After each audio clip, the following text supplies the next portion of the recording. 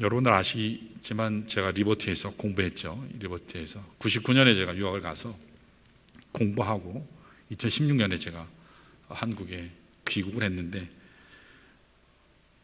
제 기억으로는 아마 2000년인 것 같은데, 2000년 그때 집사람이 이제 공부하겠다고, 사실 집사람이 저보다 영어 능력도 훨씬 뛰어나요. 전공을 했기 때문에.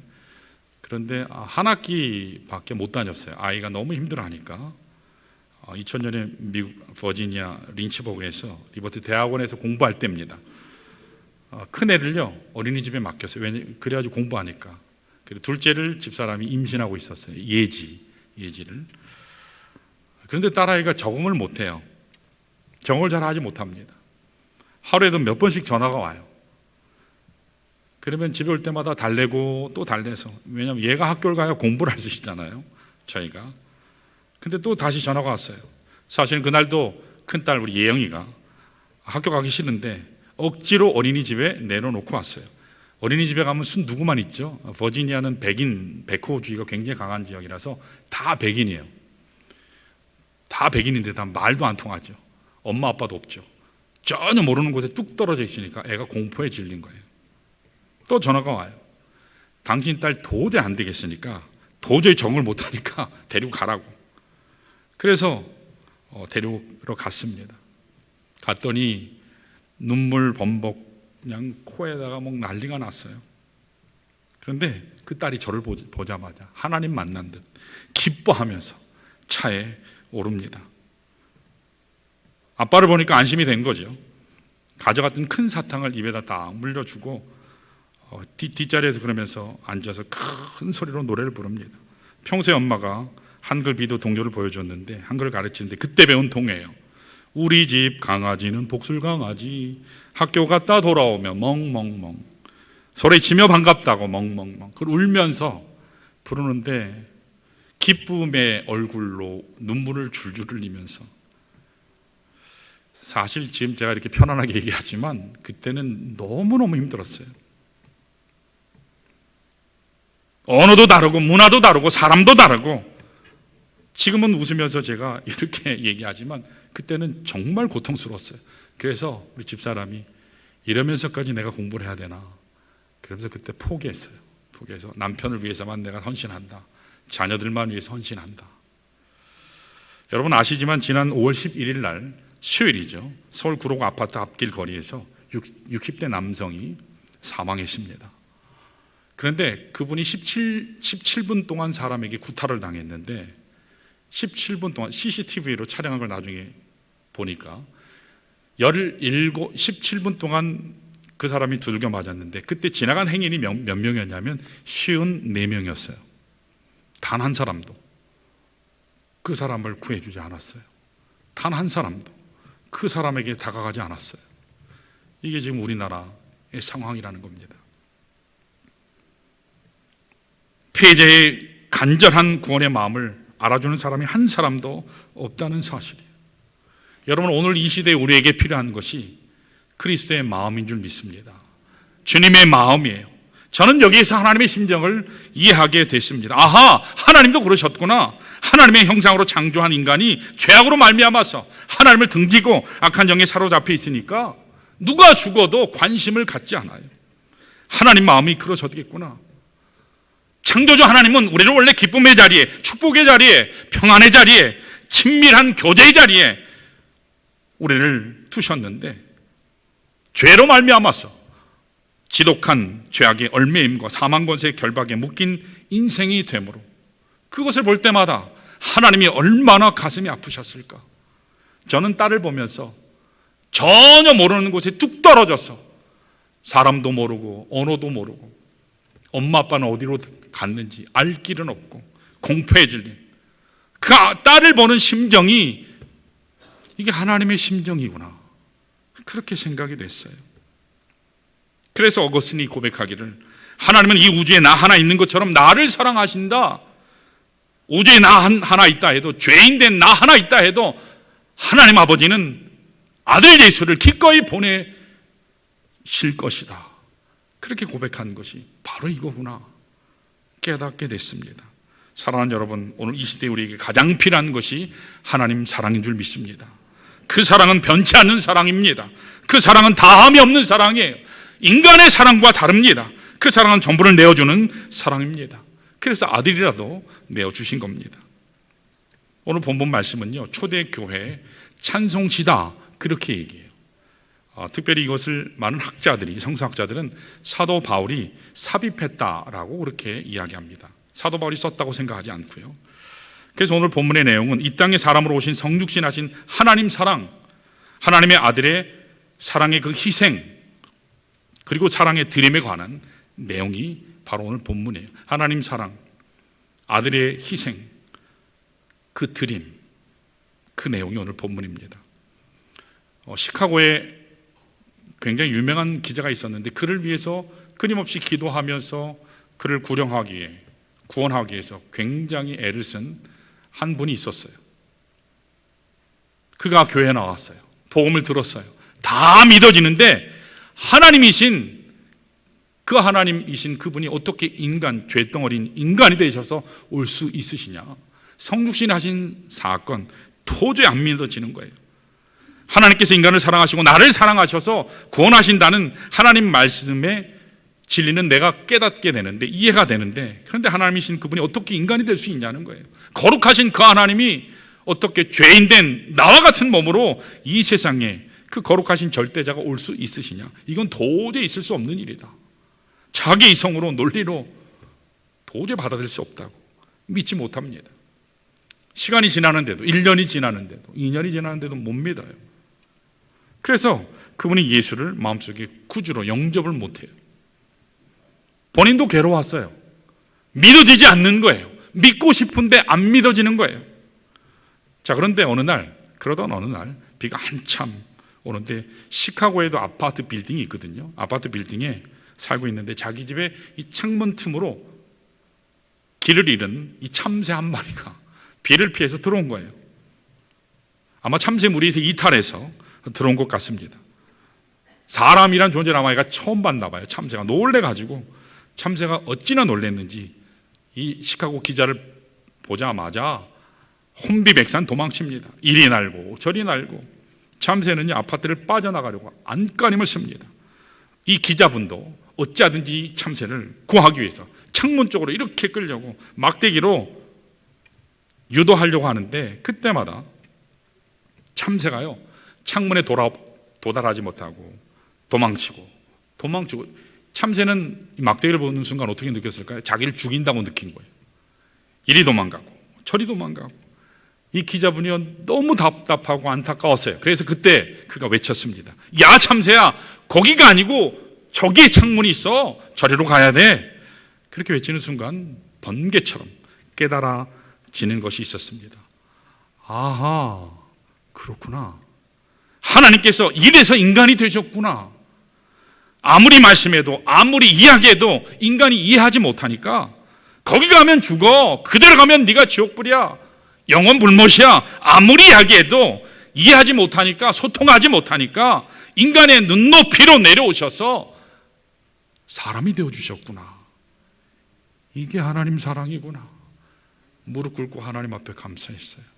그 순간 그가 그리스도를 주로 영접하는 놀라운 은혜를 경험하게 됐습니다. 사랑하는 여러분, 우리는 자격이 없어요. 아무한 것도 없어요. 공도 없어요. 그런데 오직 하나님의 전적인 은혜로 구원받은 줄로 믿습니다. 은혜로 주시는 그 동기, 우리는 정죄받고 징계받아야 하는데 긍휼받게 된 거예요. 오직 하나님의 사랑입니다.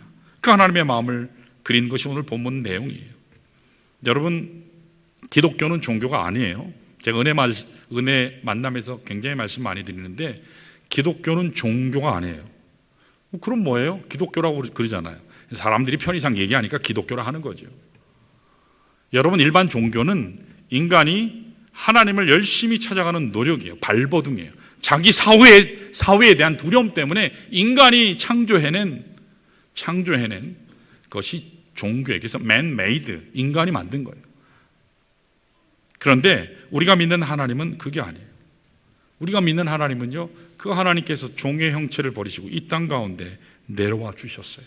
하나님이 인간이 되어 주신 거예요.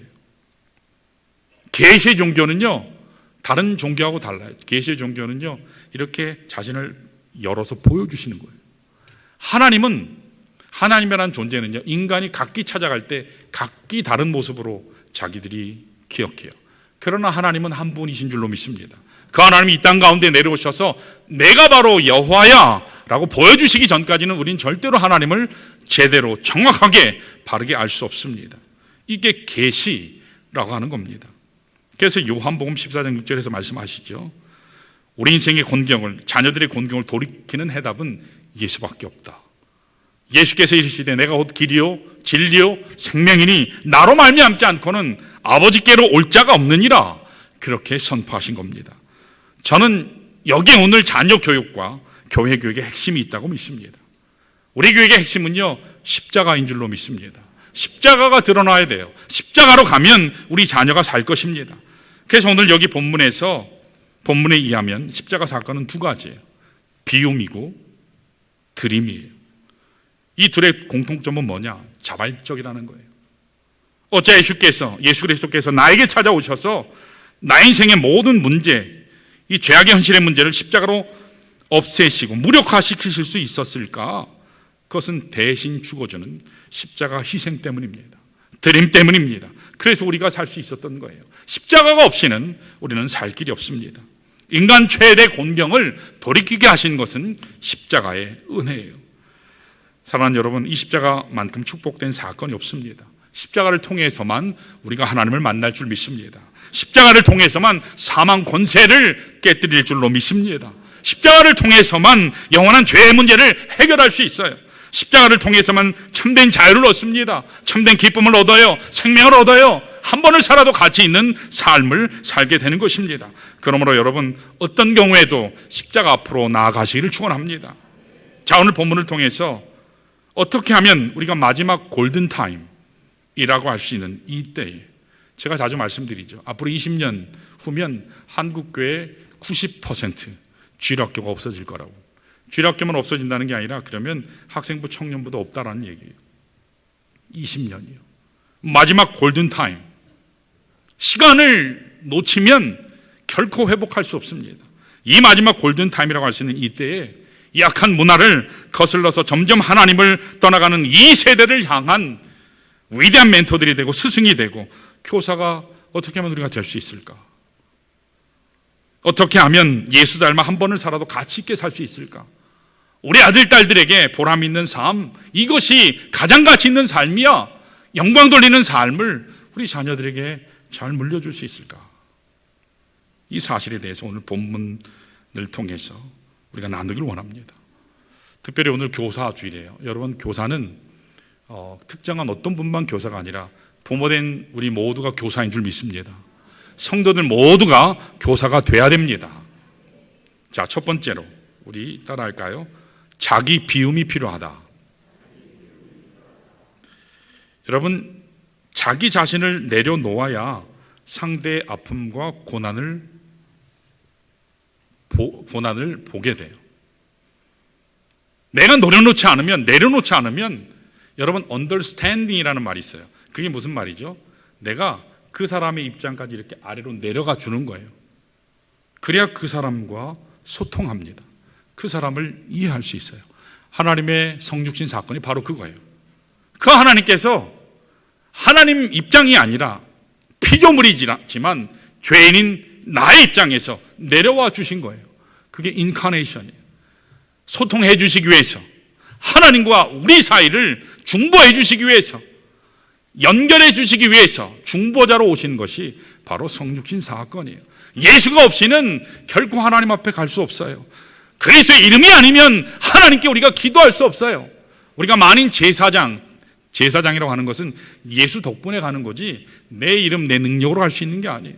그래서 먼저 우리가 여기 마지막 골든타임이라고 하는 이때에 위대한 멘토들, 하나님 보시기 아름다운 교사들이 되려면 마지막 세대, 우리 다음 세대들에게 바른 하나님의 영광 가운데 살게 하려면 먼저 필요한 것이요, 자기 비움이 필요해요. 여러분, 우리 자신을 비우시기를 축원합니다. 주님은요, 눈높이로 우리에게 다가오세요. 내 눈높이로 다가오십니다. 뭐라고요? 소통해 주시기 위해서. 소통하기 위해서요. 이게 바로 복음이에요. 그래서 주님은 내 아픔 다 아십니다. 내 고통 다 아세요. 그 슬픔을 다 아십니다. 그 외로움과 처절함과 절망을 다 이해하세요. 왜요? 내가 되어주셨기 때문에, 사람이 되어주셨기 때문에. 여러분 누가복음 10장 한번 펴볼까요? 누가복음 10장 펴면 여러분 잘 아시죠? 거기에 선한 사마리아인 이야기가 나오죠. 자, 아시는 대로 이 사람이요, 있어야 될 곳에 안 있고 하나님을 등짐으로 인해서 그 인생이 망가진 거예요. 원래 여리고성이 있는 사람이 아니라 예루살렘에 있었거든요. 하나님의 복된 자리에 있었는데 그가 어디로 갔다고요? 여리고로 내려가다가 강도를 만났어요. 인생의 고난을 만났습니다. 이게 우리 인생의 상황이에요. 우리의 현실입니다. 하나님의 자리에 있지 아니하고 세상의 자리로 나가다가 곤경을 당한다는 겁니다. 강도를 만나요. 만나지 않아야 될 존재들을 만나는 거죠. 그런데 그 강도들이 어떻게 했다고 그랬죠? 그 옷을 벗기고 때려서 거의 죽은 상태로 버려두고 갔다 그랬어요. 자, 그런데 누가 지나갔죠? 맨 처음에 한 제사장이 지나갔어요. 근데 그가 어떻게 했다고 나오죠? 그를 보고 봤어요. 보고 피하여 지나갔다고 합니다. 또 레위인이 지나갔죠, 한 사람이요. 근데 그도 똑같이 봤는데 피해서 지나갔다고 그랬어요. 자, 우리 33절을 같이 한번 볼까요? 우리 영상에 나와요. 같이 한번 읽습니다. 시작. 어떤 사마리아 사람은 여행하는 중 거기에 이르러 그를 보고 불쌍히 여겨. 아멘. 뭐라고 그랬죠? 불쌍히 여겨. 이게 컴패션이에요. 요새 컴패션 사역이 있잖아요. 컴패션이 여기에요.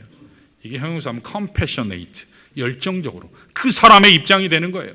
그 사람의 마음이 되는 거예요. 그 사람의 억울함 가운데 서주는 거예요. 그 사람의 그 고통, 그 사람의 그 외로움, 버림당함, 그 자리에 서주는 거예요. 이게 understand, 이게 성육신적인 사역이에요. 자, 34절에 그래서 구체적으로 어떻게 했죠? 불쌍히만 여긴 게 아니죠. 이제부터 액션이 들어가죠. 자, 볼까요? 34절 시작. 가까이 가서 기름과 포도주를 그 상처에 붓고 싸매고 자기 짐승에 태워 주막으로 데리고 가서 돌보아 주니라. 아멘. 액션이 들어갔죠. 구체적인 그 필요를 채워주는 거예요. 여러분 하나하나 이게 다 뭐 되는 거죠? 시간 들여야 되고 돈 들여야 돼요. 지금 여기 있는 이 사마리아 사람은요, 여행 중이라고 그랬어요. 거기에 사는 사람이 아니에요. 나그네예요. 아마 장사하는 사람일 가능성이 굉장히 많아요. 장사하는 사람이 시간을 거기에서 허비하면 어떻게 되죠? 스케줄이 꼬이죠. 매매가 망가질 수도 있어요. 근데 그는 어떻게 했어요? 가까이 가서 상처를 싸매주고 짐승에 대어 주막까지 데려다 줬어요.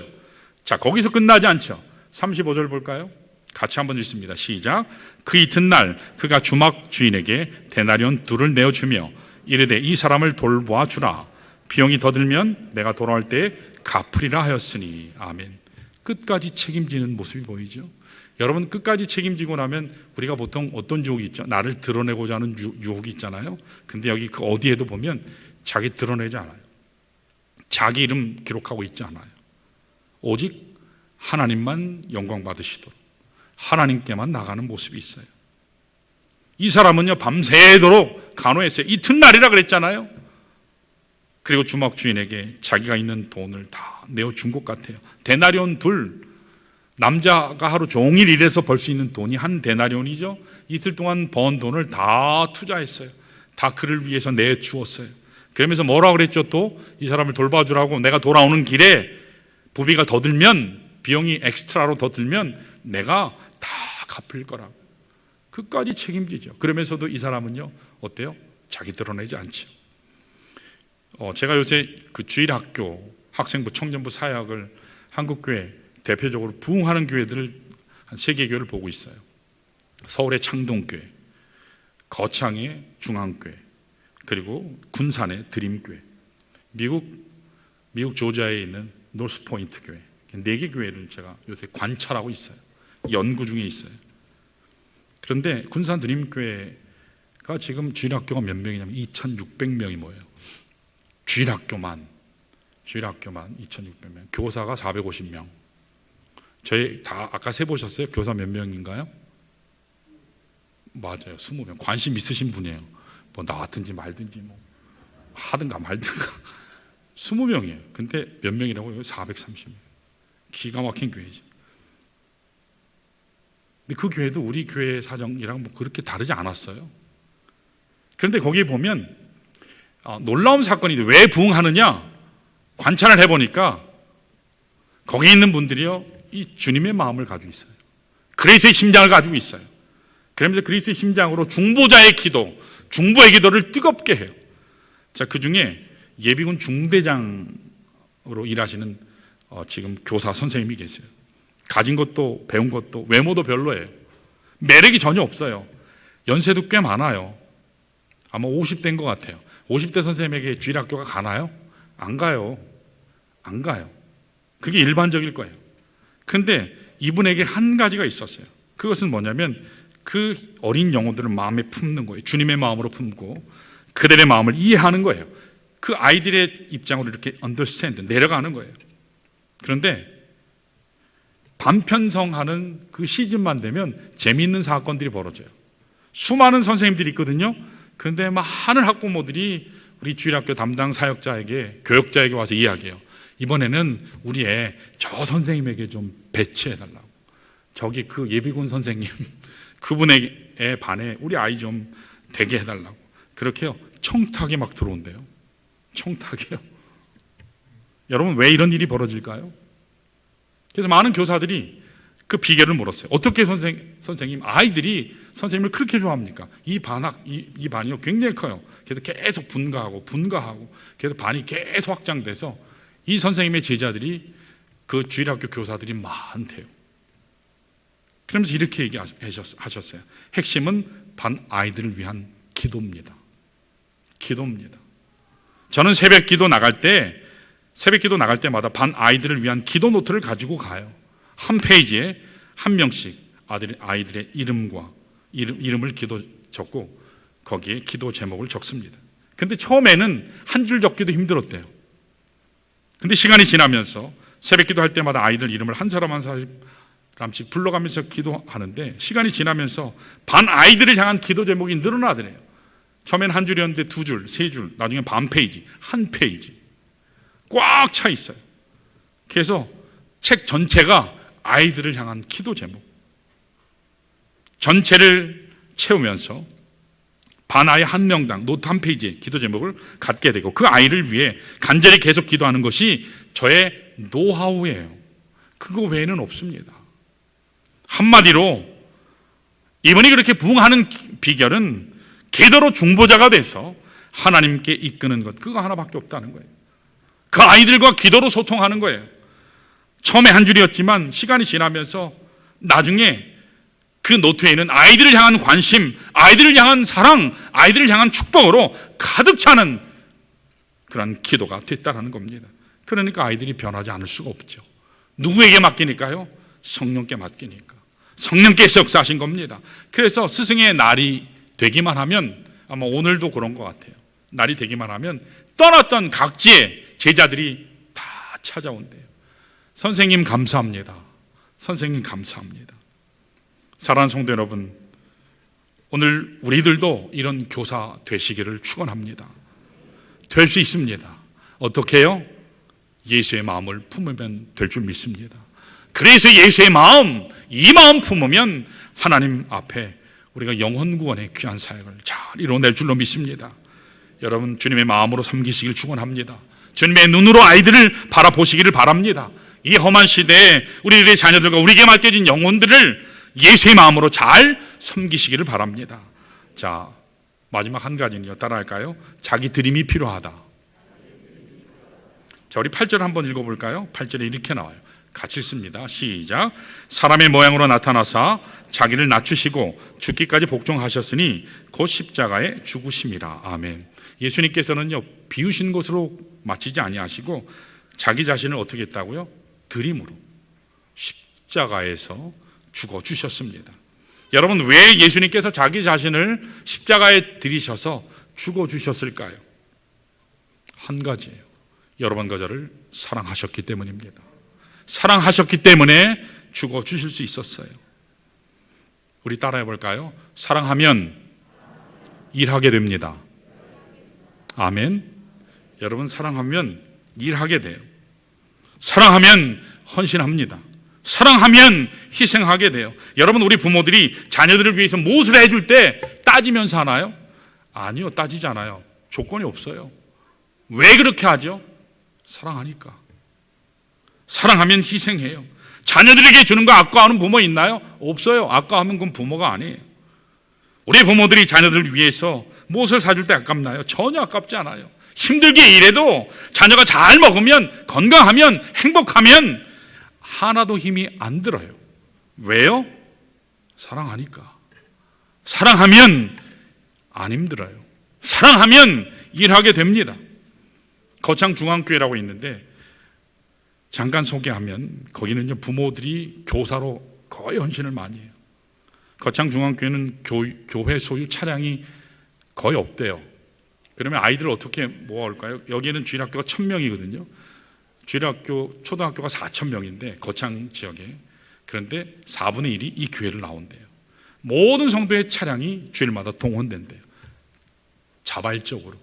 시켜서 하는 게 아니고 자발적으로. 수송은 부서별, 목장별로 이루어지고 특히 70명의 차량 교사. 무슨 봉사를 하든 다 뒤에 교사를 붙여요. 식사에서 식당 봉사에도 식당 교사. 물을 이렇게 담당해도 물 교사. 이렇게요. 그래서 70명의 차량 교사들은 읍내 각지로 흩어져서 아이들을 옮기는 일을 하루에도 몇 차례씩 반복하는데, 심지어는 그 봉사하는 집사님 4분이 계시는데 이분들은 그 하루에 얼마를 뛰냐면 400km를 뛴대요. 제가 얼마나 놀랐는지 몰라요. 400km요. 이건 목사도 이렇게 안 해요. 교육자도 이렇게 안 해요. 400km를 뛴대요. 주일학교 부서는 그래서 거창 읍내 4개, 초등학교를 중심으로 구분이 되는데 학생들이 직접 담당한 73명의 주교사 외에도 차량교사, 수송교사, 교통지도교사, 간식준비교사, 이 보조교사들이 엄청나게 많은데 이게 다 합치면 430명이래요. 그래서 한마디로 온 교우들이 다 교사로 동참한다는 겁니다. 어떤 방식으로든 주일학교 다음 세대 사에게 동참한다고 해요. 사랑하는 여러분, 여기 성도들이 왜 이렇게 봉사할까요? 자기 돈 들이는 거예요. 자기 시간 들여요. 심지어는 자기 차 가지고 400km까지 뛰는 그런 성도들도 있어요. 그 많은 사람들이 왜 그 많은 아이들 다음 세대를 위해서 헌신할까요? 사랑하기 때문이에요. 사랑하기 때문입니다. 마치 우리가 자녀 사랑하면 열심히 일하고 열심히 돈 버는 것처럼 이렇게 봉사하고 아낌없이 내주면서 헌신하는 것은 영원한 생명 주신 나의 삶의 유가 되신 주님 사랑 때문인 줄로 믿습니다. 주님의 은혜 때문에 감사하면서 할 수 있는 거예요. 사랑하는 여러분, 사랑하면 일합니다. 구경하지 않아요. 사랑하면 뒷짐지지 않습니다. 사랑하면 손님처럼 행동하지 않아요. 어린 영혼들, 우리의 다음 세대들, 마지막 미전도 정족이라고 할 수 있는 자녀들에게 사랑을 쏟아붓게 되어 있어요. 사랑하면 모든 것을 다 하고도 말이 없어요. 끝까지 서로 격려합니다. 서로 인내하며 돌아봐요. 무슨 일을 하든 다 하고도 하나님께 영광 돌릴 줄 믿습니다. 자, 우리 옆에 있는 분들에게 격려할까요? 사랑으로 합시다. 은혜로 합시다. 감사함으로 합시다. 간증 하나 하고 마치겠습니다. 테디라고 하는 아이가 있었어요. 그 담임 선생님은 톰슨이에요. 테디는 학업에 가장 처지는 학생 중 하나입니다. 그래서 학교에 관심을 못해요. 공부를 못하니까. 게다가 얼굴은 지저분하고요. 옷도 엉망으로 입고 오고요. 학교 올 때마다 머리 손질을 전혀 안 해요. 남자아이인데 항상 얼굴에 표정이 없어요. 밝지 않습니다. 말을 해도 대꾸도 안 해요. 아무도 관심을 갖지 않았고 걔 눈빛은 항상 정신 나간 사람처럼 있었어요. 그래서 이 톰슨 선생님은 항상 한마디 하지 않는 그 아이를 이렇게 보면서 삶의 의욕도 없고 멀찍이 이렇게 보면 그 자체가 황량한 초원 같았어요. 아이가 꼭 광야 같았습니다. 비록 이 선생님이 테디에게 학급에 있는 모든 아이들과 똑같이 나는 너를 사랑해, 나를 사랑해, 너를 사랑해 말했지만 이 아이는 믿지 않아요. 그래서 톰슨은 이 테디의 시험지에 표할 때마다 다 X야. 그랬다. 빵점이야 항상. 공부를 뭐 가르쳐주고 도와주는 사람이 전혀 없으니까. 그러던 어느 날 이 톰슨이라는 선생님이 자신이 좀 더 잘해야 했다라고 후회하는 계기가 있었습니다. 이 테디라고 하는 아이의 생활 기록부를 보게 된 거예요. 1학년 때는 이렇게 기록되어 있어요. 테디는 그의 학업과 태도에 있어서 가능성이 있다. 그러나 그의 가정 환경은 불우하다. 2학년, 테디는 더 잘할 수 있었다. 그러나 엄마가 중병에 걸렸다. 그는 집에서 거의 도움을 받지 못한다. 3학년, 테디는 훌륭한 소년이지만 너무 진지하다. 그는 학습 지진하다. 테디 엄마는 올해 돌아가셨다. 4학년, 테디는 학업 성적도가 아주 느리다. 그러나 올바르게 행동한다. 그의 아빠는 아들에게 전혀 관심이 없다. 그러다가 어느 날 크리스마스가 다가왔습니다. 톰슨 선생님의 남자아이들, 여자아이들이 선생님에게 크리스마스 선물을 가져왔어요. 아이들이 탁자에 다 펼쳐놔요. 좋은 선물들을 다 펼쳐놨죠. 자, 이제 선물을 개봉하는 시간이 있었습니다. 자, 그런데 그 중에 테디의 선물도 있었어요. 선생님은 그런데 그 선물을 보고 깜짝 놀랐어요.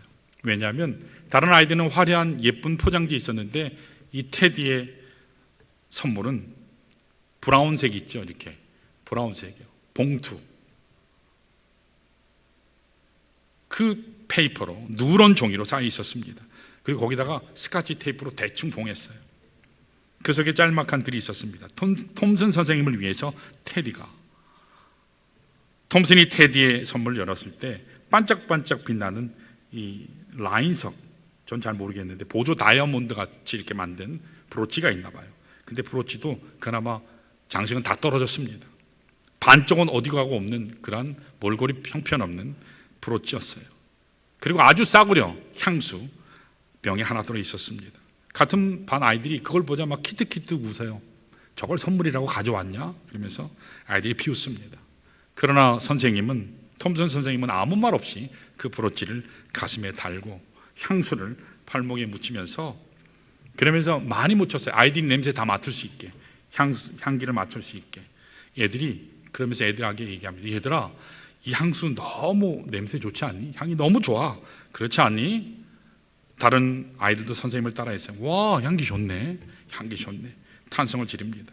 그날 수업이 끝나고 아이들이 다 돌아갔는데 테디는 안 돌아가고 선생님이 모든 수업을 마치고 일과를 마칠 때까지 기다렸어요. 교실 뒤에서 기다립니다. 그러면서 테디가 선생님에게 이렇게 다가와서 나직하게 이야기해요. 톰슨 선생님, 선생님은 우리 엄마처럼 향기를 맡아주셨어요. 엄마 브로치는 정말 선생님에게 잘 어울리네요. 예뻐요. 선생님이 제 선물 받아주셔서 너무 감사해요. 테디가 교실을 나간 후 톰슨 선생님은 무릎을 꿇고 하나님 앞에 회개하며 기도했어요. 내가 하나님 지금까지 거짓으로 사랑했습니다. 저 아이의 마음을 읽어주지 못했습니다. 하나님 용서해 주세요. 이 빌립보서 오늘 말씀을 붙잡고 하나님 앞에 통회하면서 통곡하며 기도했습니다. 그리스도의 십자가 은혜를 깊이 경험했어요. 다음날 아이들이 학교 왔을 때 어제의 톰슨 선생님이 아니었어요. 변화해서 새 사람 된 그 선생님은 두 팔로 아이들을 기쁨으로 환영해 줍니다. 완전히 다른 사람이 됐어요. 어제의 선생님이 아니었어요. 톰슨은 하나님의 중보자가 됐어요. 톰슨은 지금 그녀의 아이들을 사랑하는데 헌신합니다. 아이들도 본받아 갑니다. 누구도 차별하지 않았어요. 그 아이들의 눈높이에서 사랑하고 관심하고 기도해주고 돌봐줬습니다. 감사하게도 그 학년이 끝날 무렵 테디가 놀랍게 변하기 시작했습니다. 테디는 더 이상 열등감에 사로잡히지 않았어요. 의젓한 모범생이 됐습니다. 반 아이들을 대부분 다 제끼고 우등생이 됐습니다. 졸업한 후 오랫동안 톰슨 선생님은 테디의 소식을 듣지 못했어요. 자, 그러던 어느 날 편지 한 통이 왔습니다. 사랑하는 톰슨 선생님, 저는 이 소식을 선생님께 제일 먼저 전하기를 원해요. 선생님이 제일 먼저 아시길 원해요. 선생님, 저 2등으로 졸업합니다. 사랑하는 테디가. 4년 후에 다른 편지가 왔습니다. 사랑하는 선생님이 기도해 주셔서 제가 1등으로 졸업합니다. 저는 이 소식을 선생님이 가장 먼저 아시기를 바라요. 대학 생활이 쉽지는 않았지만 하나님 은혜로 즐거웠습니다. 사랑하는 테디가. 또 다시 4년 후에 편지가 왔습니다. 사랑하는 톰슨 선생님, 오늘 저 테디 의학 박사 됐습니다. 어떻게 생각하세요? 이 소식을 선생님이 가장 먼저 아셨으면 해요. 그리고 저 다음 달에 정확히 27살 됩니다. 만약 어머님이 살아 계셨다면 앉으실 그 자리에 선생님이 앉아주세요. 선생님은 제게 남은 유일한 가족이세요. 결혼식 날 얘기하는 거예요. 아버지께서 작년에 돌아가셨어요. 장례식을 얘기하는 거죠. 아버지께서 작년에 돌아가셨어요. 사랑하는 테디가. 톰슨 선생님은 결혼식장에 그 후에 참석하셨고 테디 어머니가 앉으실 그 자리에 앉았습니다. 톰슨 선생님은 거기에 정말 앉을 만한 분이셨어요. 톰슨 선생님은 테디를 위해 했던 일들을 결코 잊을 수가 없었습니다. 여러분, 한 교사가 오랜 시간 동안 그리스도의 사랑으로, 십자가 사랑으로 자기를 비우고 자기를 드림으로 한 영혼이 이렇게 놀랍게 변화되는, 오랜 시간 동안에 변화된 사건을 제가 오래전에 읽었던 책이에요. 미국에서 유학할 때. 오늘도 마찬가지입니다. 사랑하는 여러분, 우리 모두는 부모입니다. 지금 이 자리에 학생과 우리 자녀들도 있지만 우리 미래인 자녀들, 다음 세대요, 마지막 미 전도 종족인 우리들의 다음 세대를 위해서 마지막 골든타임이라고 하는 이때에 특별히 저를 포함해서 우리 부모들, 교사들에게 도전합니다. 여러분, 예수의 마음을 품으시기를 축원합니다. 이 마음이 아니고는 우리가 우리 자녀들을 사랑할 길이 없어요. 우리 자녀들이 변화될 길이 없습니다. 사랑하기에 자기를 비우셨어요. 사랑하기에 십자가 사역으로 우리를 살리신 그 주님을 따라서 오늘 우리도 사랑으로 우리 다음 세대를 돌보시기를 축원합니다. 주께서 나를 사랑하신 것처럼 우리 다음 세대를 사랑으로 돌보시기를 바라요. 주께서 나를 위해 십자가 사랑으로 자신을 내어주신 것처럼 우리 다음 세대를 위해 우리의 삶을 들으실 수 있으시기를 축원합니다. 이 시간에 우리 모두 일어나셔서 우리 하나님 앞에 기도했으면 좋겠어요.